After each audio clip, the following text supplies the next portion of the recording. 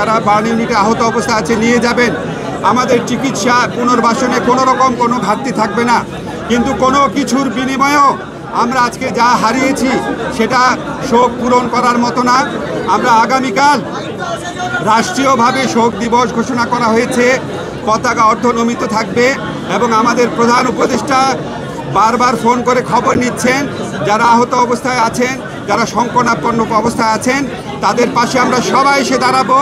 তাদের চিকিৎসার জন্য আমরা সমস্ত ব্যবস্থা গ্রহণ করব এবং এই বিয়োগান্ত ঘটনা, এই মর্মান্তিক দুর্ঘটনা কেন ঘটলো অবশ্যই আমরা তদন্ত করে দেখব। এই ব্যাপারে প্রয়োজনীয় যা ব্যবস্থা নেওয়া তা নিব। আমার এর চেয়ে বেশি কিছু বলার নাই।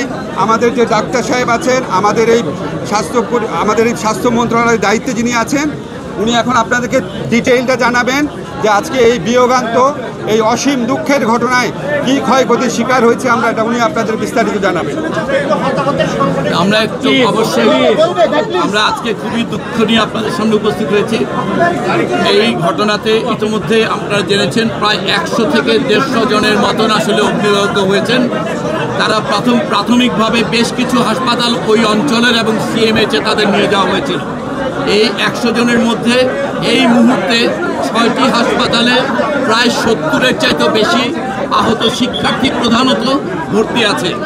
এছাড়া বিভিন্ন হাসপাতালগুলোতে ব্রড ডেড মানে মৃত অবস্থায় আনা হয়েছে, সেরকম সিএমএইচে মৃত অবস্থায় আনা হয়েছে 1 জনকে, 11 জনকে।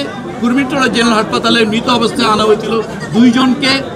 এই বার্ন ইনস্টিটিউটে মৃত অবস্থায় আনা হয়েছে 1 জনকে। এবং এছাড়া কুর্মিটোলা ঢাকা মেডিকেল কলেজে নেওয়ার পরে 1 জনের মৃত্যু হয়েছে। সর্বমোট 16 জনের মৃত্যু নিশ্চিত করা হচ্ছে এবং ভর্তি অবস্থায় 70 জনের মতন বিভিন্ন হাসপাতালে চিকিৎসাধীন আছে। এর মধ্যে এই বার্ন ইনস্টিটিউটে এই মুহূর্তে 48 জন ভর্তি অবস্থায় চিকিৎসাধীন আছে, যাদের মধ্যে বেশ এই বিভিন্ন হাসপাতালে চিকিৎসাধীন যারা আছে তাদের মধ্যে বেশ কয়েকজনের অবস্থা বেশ হুমকির মুখে। ইতিমধ্যেই একজন পাইলট যিনি ছিলেন ওই বিমানের, ওনাকে সিএমএইচে নেওয়া হয়েছে, সেখানে ওনাকে আইসিইউতে উনি আছেন, ওনার জীবনও সংকটের মুখে।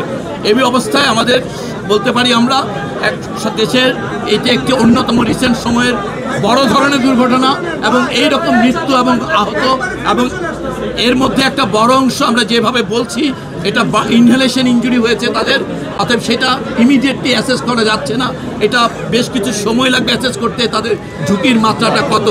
এর পাশাপাশি এক্ষেত্রে সকল চিকিৎসকদের, বিশেষজ্ঞ চিকিৎসক, সরঞ্জামাদি এবং ঔষধপত্র সব কিছু যথেষ্ট পরিমাণে সকল হাসপাতালে প্রস্তুত আছে। এছাড়াও আপনারা সবাই মনে করেন যে রক্তের প্রয়োজনীয়তা, কালকে সকাল 8টা থেকে এই হাসপাতালগুলোতে যারা রক্তদানে আগ্রহী তারা আসলে স্ক্রিন করে তাদের রক্ত নেওয়া হবে।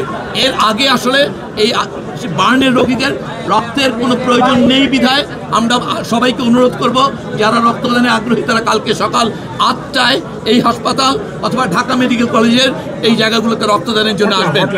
এবং এছাড়া একটি হটলাইন সম্পর্কে প্রেস সেক্রেটারি প্রধান উপদেষ্টা দপ্তর থেকে ওনারা আপনাদের এই প্রেস নাম্বার দেওয়া হয়েছে, ওই হট নাম্বারে যোগাযোগ করবেন যারা আত্মীয় এবং পিতামাতা তারা সমন্বয়। আর এই একটা জিনিস প্রথমেই বলা দরকার যে বার্ন রোগীর ক্ষেত্রে সবচেয়ে প্রধান হুমকি হচ্ছে সংক্রমণ। সো আপনারা দয়া করে হাসপাতালের ভেতরে প্রবেশ করা থেকে বিরত থাকবেন। আমাদের এইখানে হেল্প ডেস্ক এবং আমরা একটা নাম্বার বলছি, যে নাম্বারে 01949043697, আমি আবার বলছি 01949043697 এই নম্বরে, অথবা এই বার্ন ইনস্টিটিউটের বাইরে হেল্প ডেস্কে সবাইকে সাহায্য করা হবে। দয়া করে আপনারা কেউ হাসপাতালের ভেতরে প্রবেশ করবেন না, এতে আসলে এই যারা নাকি এখানে চিকিৎসা নিচ্ছে অথবা অন্যান্য হাসপাতালে তাদের জীবন আরও বেশি হুমকির মুখে পড়বে।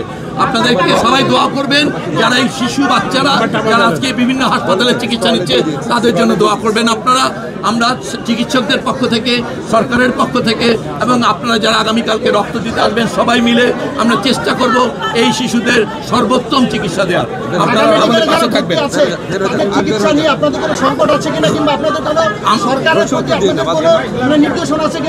আমাদের প্রত্যেকের পেশায় বলা হচ্ছে যে আপনারা এই ইনস্টিটিউট সম্পর্কে জানেন, অন্যান্য হাসপাতালেও জানা হয়েছে, যদি প্রয়োজন হয় উন্নত চিকিৎসার জন্য ওনারা বার্ন ইনস্টিটিউটে পাঠাবেন।